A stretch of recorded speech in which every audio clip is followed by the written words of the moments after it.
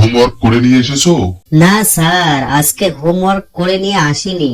Class থেকে বাইরে যাও, তাড়াতাড়ি ক্লাস থেকে বাইরে যাও। স্যার কি বলছেন, ক্লাস থেকে বাইরে যাব? একবার বলে দিয়েছি তো বলে দিয়েছি, তোমার আর কোনো কিছু শোনার আমার টাইম নাই। ক্লাসরুম থেকে তুমি তাড়াতাড়ি বাইরে যাও, এই মুহূর্তে বাইরে যাও। বারান্দায় রোদুরু আমি আরামকে দাঁড়ায় বসে দুলপানা সাইরি। এই বেয়াদব, এগুলো কি বলছিস রে? পড়া বাদ দিয়ে এগুলো কি বলছিস? পুরোনো দিনের সঙ্গীত গাইতেছি স্যার, পুরোনো দিনের সঙ্গীত গাইতেছি।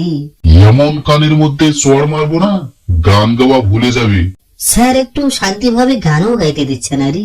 গানের স্বপ্ন পরে দেখিস, তাড়াতাড়ি হোমওয়ার্ক দেখা। এই নেন স্যার, দেখেন। ছেলেটা আমি খারাপ বটে, রক্ত আমার লাল, তোমার আমার ভালোবাসা থাকবে চিরকাল।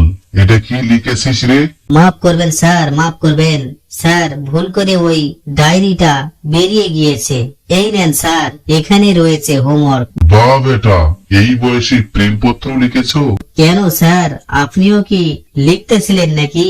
বেটা, আমি ছোটবেলায় খুব ভোলা ভালা ছিলাম, তাই আমাকে হ্যাবলা কান্ত বলে ডাকতেছিল সবাই।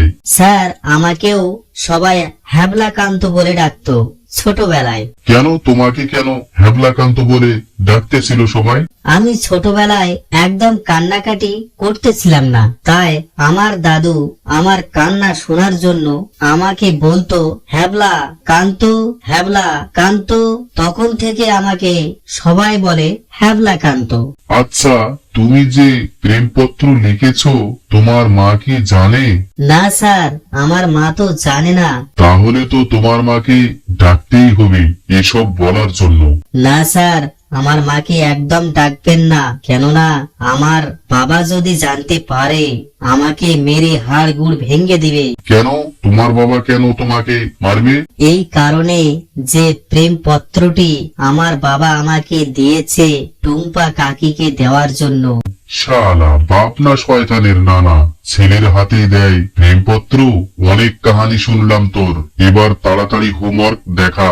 আরে কি ব্যাপার, তোমার কাছে হোমওয়ার্ক চাচ্ছি আর তুমি বসে আছো? স্যার সে শুনতে পায় না, তার দুটি কানে খারাপ। শুনে খুব মনে দুঃখ হলো। বসো বাবু বসো, আজকে তোমাকে হোমওয়ার্ক দিতে হবে না। ধন্যবাদ স্যার, ধন্যবাদ। বেয়াদব ছেলে, আমাকে বোকা বানাচ্ছিস। দেখি তোমার হোমওয়ার্ক। হোমওয়ার্ক করতে ভুলে গিয়েছি স্যার। কেন হোমওয়ার্ক করতে ভুলে গিয়েছো কেন?